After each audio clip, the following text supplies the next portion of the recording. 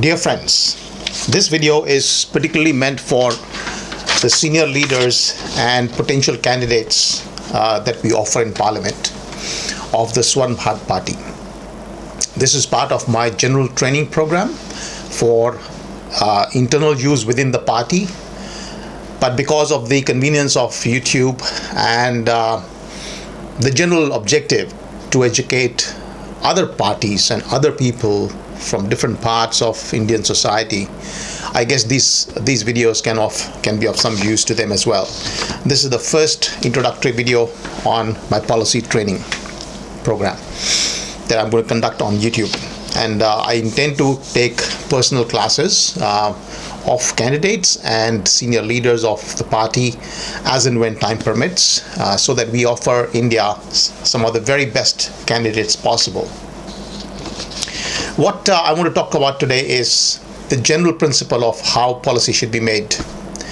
Now, before we do that, we just want to recapitulate what is exactly the role of government, and I'll do this very quickly because everybody in the Swarn Bharat Party knows about this. Our position, the Liberal position, is very simple and clear, that the government is jointly employed. It's an employee of the people. Government is created for a specific purpose, to ensure defense, both internal and external, security that is, and justice, so that there is an independent party who can provide justice between disputes among citizens. These are the core functions of our government according to the Liberal position and according to India's constitution. Beyond that, the purpose of the government is really simple: to ensure that everybody is allowed to live and pursue his or her happiness in any form or shape that they wish, so long as they're not physically harming others. And the word physical is really important. It is not sufficient for someone to be saying something against somebody's religion and therefore the person apparently has committed some crime, which is the case in India, or a blasphemy or some such nonsense. Everybody should be completely free to say whatever they want, because saying things is pretty much non-violent. It is not physically hurting anybody, even though it hurts somebody's sentiments. Except in one or two cases where, if you shout fire in a theater or in a cinema hall, and that's a false alarm and everybody runs out and somebody gets killed in the process, overrunning each other. That's a panic created deliberately for spreading mischief. That is a crime. But virtually all other speech is non-violent and has got no implications for violence. Therefore, it is to be fully protected by the government. So the government's job is to operate within the confines of the Constitution. It is a servant. Its objective is to operate as a servant that delivers certain services and certain functions. Now, the government has a slightly different role as well, and we all know that, and that's pretty much the commonly understood role, or the representative of the people in council, where discussions have to happen with other countries, and so you send out a prime minister or a president, in the case of the USA, to engage with others. And on a table, only few people can sit, so therefore in a 6 or 7 or 10 people conference, you can't have everybody from the country representing it. But these discussions should be generally intended only for foreign affairs. They should not be involving the internal functions of the government. But anyway, this is the broad structure of the government. Within that, what exactly is the way good policy should be made? And the reason why we need this policy framework, by the way, this policy framework is available on the Swarn Bharat Party website.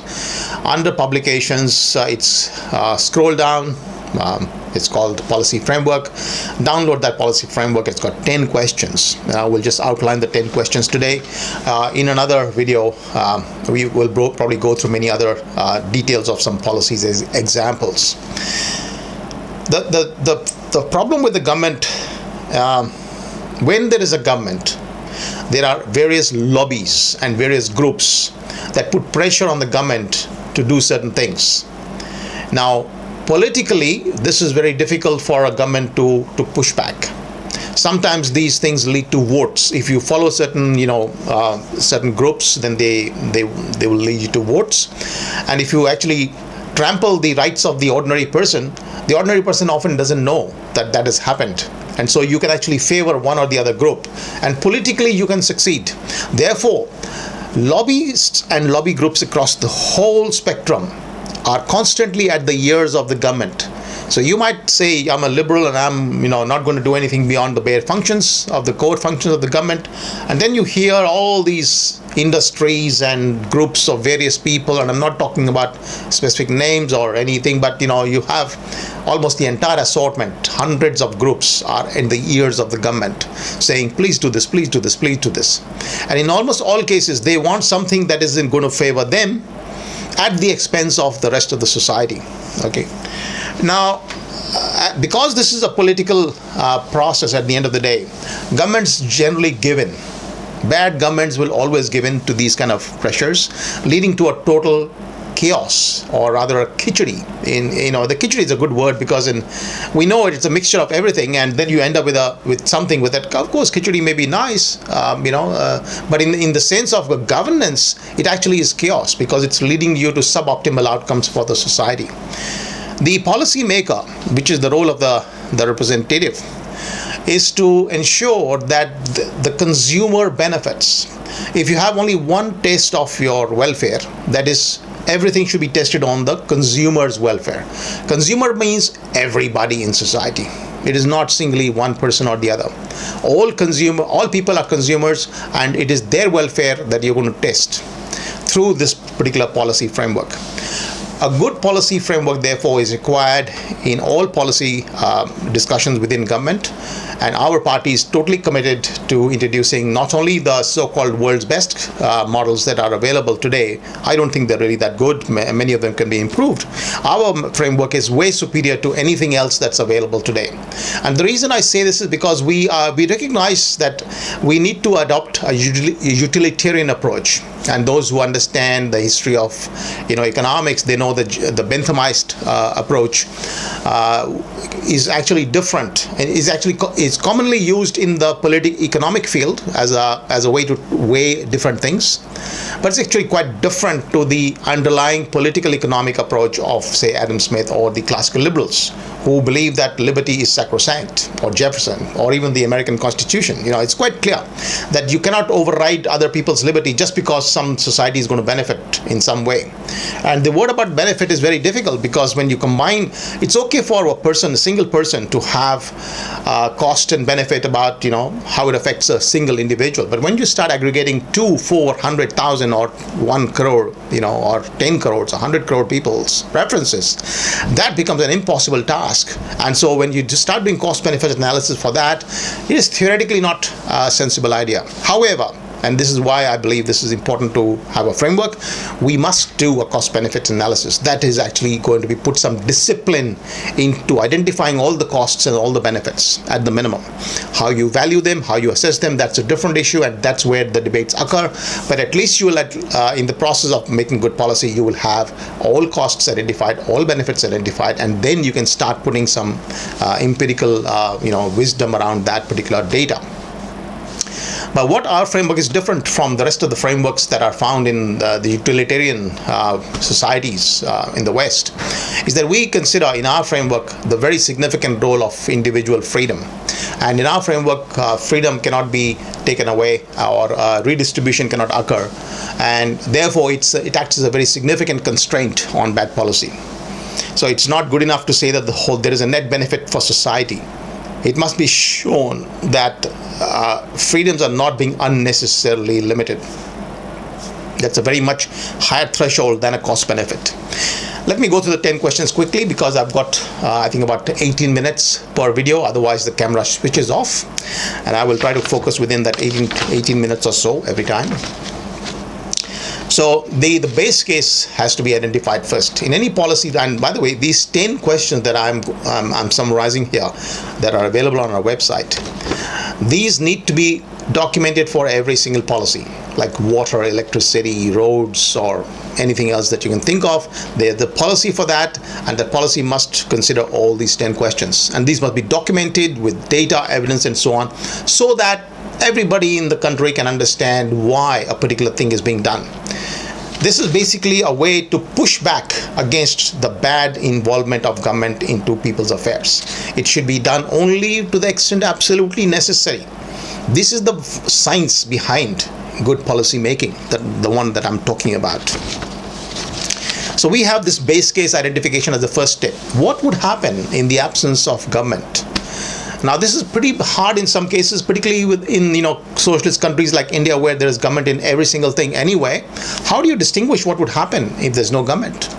And so people come out with speculative things. This is also, by the way, known as a regulatory fog. The fog created by regulation itself, that now you can't see the state of nature. You talk of Rousseau's state of nature or Hobbesian state of nature, and these states of nature are different, but these were imagined states of nature.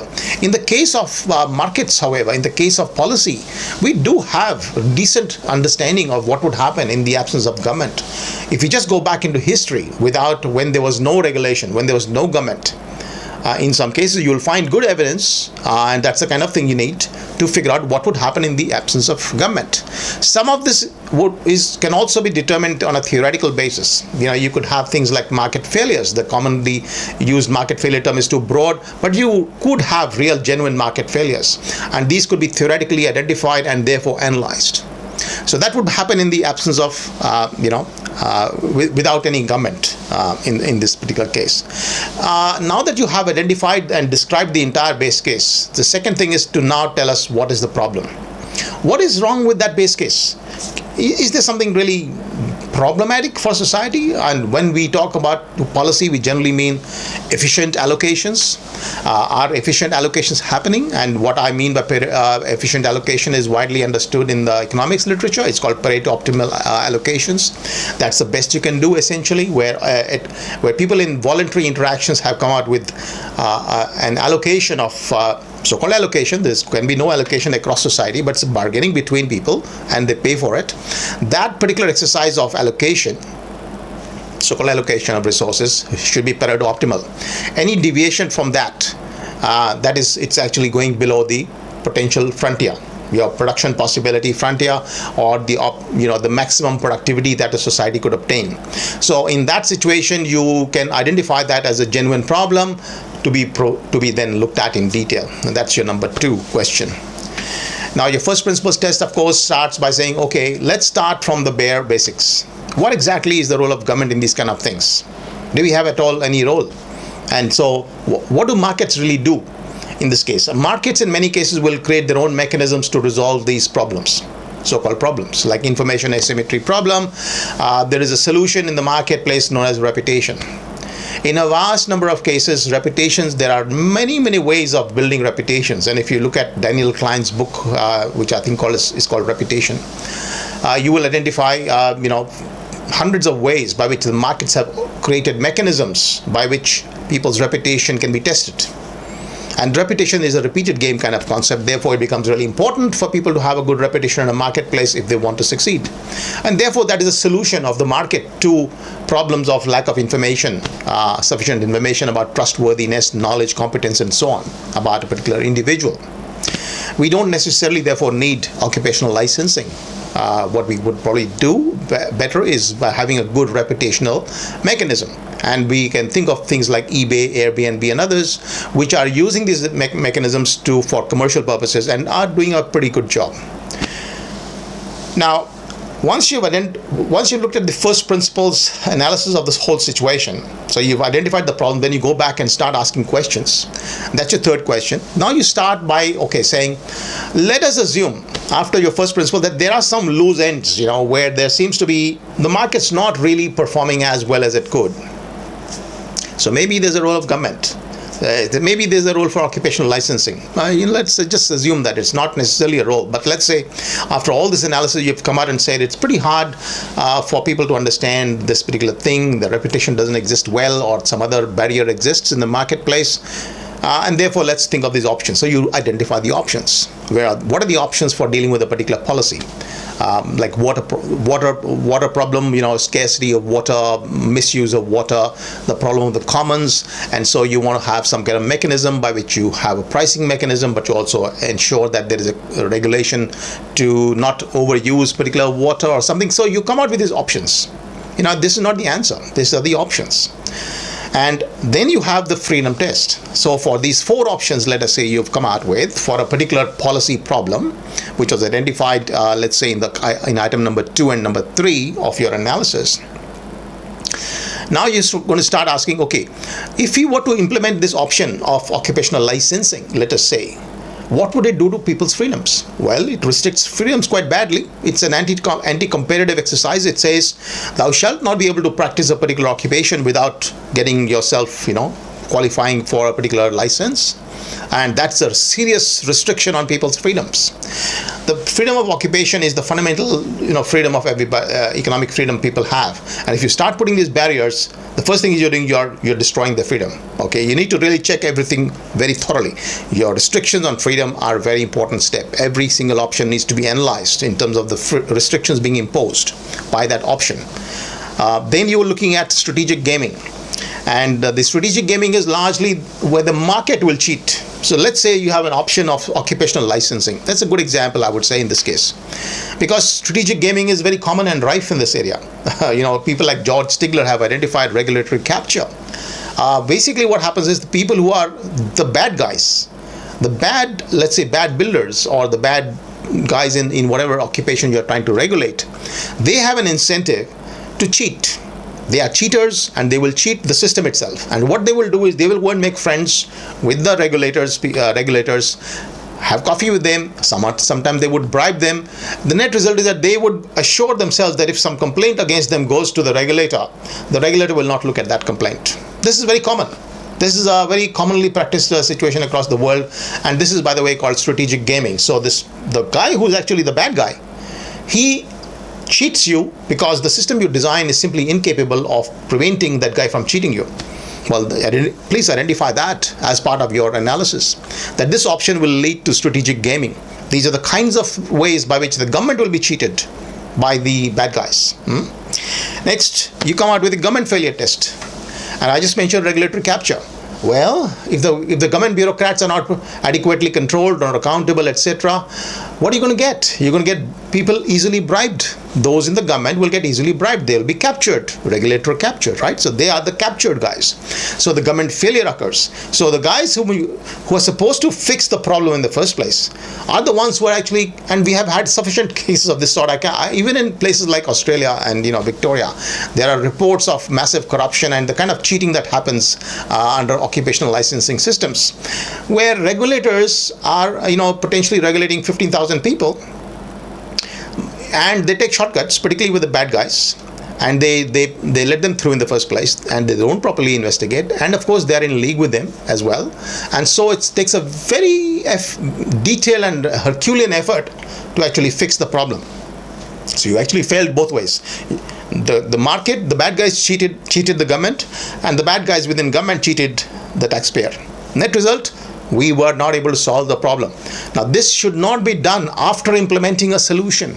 Okay, occupational licensing is a solution allegedly in many cases, but it's not, because this is the first thing. It's going to be cheated. They're going to be gamed from both sides, both outside and from inside. And so what are you left as a taxpayer? You've created a mess, and you've not solved the problem. All right, so that's your government failure test. Now let us go to the real experience test. Now in the case of, this is a good example I picked up randomly, occupational licensing. Let us consider a real experience test. What is this real experience thing that I'm talking about? The item number 8. It is when you actually look around at the world and see what has happened. And that's your, and there are so many hundreds of economic studies on the field of occupational licensing that demonstrate it actually raises prices for consumers. It does not really solve any problem. It creates anti-competitive effects. It also has regulatory capture, and therefore the net benefits of this are pretty unknown. We really don't believe. Most economists do not agree that this is a good idea at all. So this is your real experience, that your experience is really poor. And I know of ministers who complain about this thing doesn't work. All the builders are this big racket going on. What's the problem? Well, your regulatory system is flawed. You have intervened in a manner that you should not succeed in the first place. Okay, so your policy was a failure because it did not consider the actual problem in a fundamental way, and also imposed a solution which is going to be gamed and cheated by the government and accepted by the market. Okay. Sorry, despite my best efforts, I think I exceeded the 20 minutes limit or 18 minutes limit, and I have to now restart. This one is going to be, I think I've just finished the real experience test. And now we can finally, once you've done all these 8 things, you can start the 9th thing, which is the cost-benefit test. A cost-benefit test is finally the utilitarian analysis of the social cost and benefit. It's not an individual cost and benefit, as I've already mentioned. It is the entire society. All costs to everybody, all benefits to everybody. And not only the direct benefits, but also the flow-on effects. And to the extent that you can identify with reasonable confidence. Because economics is not very straightforward. It is got interrelationships. And so the cost-benefit test, there's a big science behind it, and I will not go into details. This is not the time for, this is the short summary of the policy framework. It is not the place for a full-fledged cost-benefit test training, but I will hopefully get time to talk about the cost-benefit test and how to conduct it systematically, including multi frameworks or whatever they're called, in order to have some qualitative analysis where a quantitative one is not possible. But in general, it should be an attempt should be made to quantify all the costs and all the benefits. And this is very hard. I understand that, but this at least gives you, the policymaker, some kind of a document that you can share with everybody, and then people can see what you're thinking. Rather than put out some whimsical things and impose it on everybody, at least you've got some basis there. So even the cost-benefit tests are often, I would call subjective in some way, and they necessarily must be.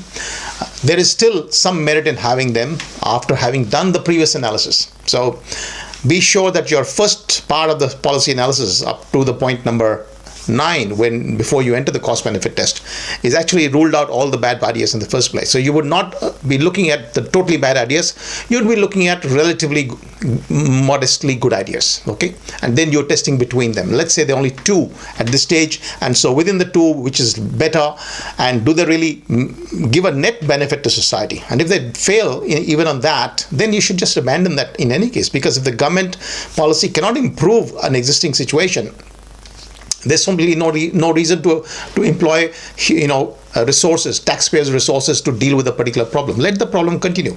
That is the way. That's the most optimal. And the laissez-faire principle actually shows us that in many cases, it is not at all necessary that government can actually improve the existing situation. So let's then leave it there. All right, but that should be a conscious decision, and you do the cost-benefit test to confirm that. Let us say after the cost-benefit test, you did come to a final positive an intervention that the government should undertake, and that particular intervention then you have identified, and you're very confident it's a good intervention, it will actually work, all those things you've tested already. Now you have to do the real costing, which you've already done as part of cost benefit anyway, but you're going to do the real costing and budgeting, etc. For that. You're going to have the transition path, the training material for everybody, the training for the society, the stakeholders, etc., etc.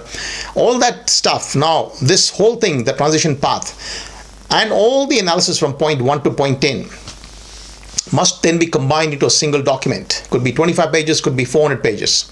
This document should then be put out publicly, ideally for a month at least for the small documents, and for 2 months for a bigger document, where people can get to see the analysis and see and understand the logic, and then question and comment on it.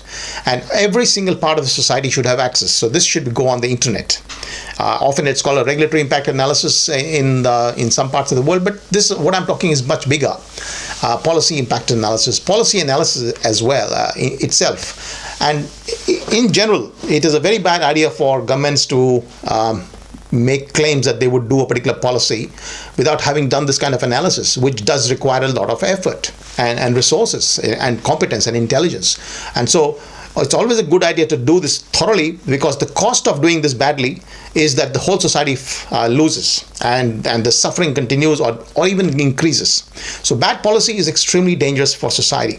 Let's try to put the effort front end, consultation, the full analysis, to come out with really good policies. And generally speaking, you'll find there'll be 1/10 of the policies that are currently in place. 90% of the policies today, even in the West, are really bad ideas, and they should go. They should be replaced by much less onerous, simpler, and more effective, simple policies that governments can actually really implement and achieve. And those are the kind of things that I do in my role in government, where I advise on some simpler, more direct and less costly ways to really achieve goals that the government or the people want to achieve. Now, this whole thing I've just given an outline is known as the policy framework. You've done the consultation, and finally the matter is ready to go to cabinet, or the government finally has to decide, the ministers. Generally, it should be the cabinet deciding on any significant matter. After having consulted the whole community, and no stakeholder, no particular lobby group or stakeholder should have a particular role in influencing the policy. It should be, as I said, right through the process you've seen, it's really thoroughly tested. And all stakeholder interests, all their lobbying will be washed out, and you'll be seeing the clean and honest position. And I won't go to the candle makers petition by Bastille, but you can just see how many lobbyists, etc., come in and contaminate policy making processes. The objective of this is to be very simple and scientific about policy making. This is SBP's policy process. This is the world's best policy process. I don't think anybody in the world has even remotely come to this particular process that we're talking about. It's much superior to the standard regulatory impact assessment analysis. We will implement that in India. All our leaders must be fully aware of this process. They must be also able to analyze most policies that people talk about using this process. All right, that's all for today, and more later. And I'll probably go into some aspects of this, such as cost-benefit analysis. But more importantly, I think I'll take up some examples in the coming days on how we'd actually do a good policy for a particular thing, such as water, energy, or waste, or whatever. All right. Okay, thanks for that.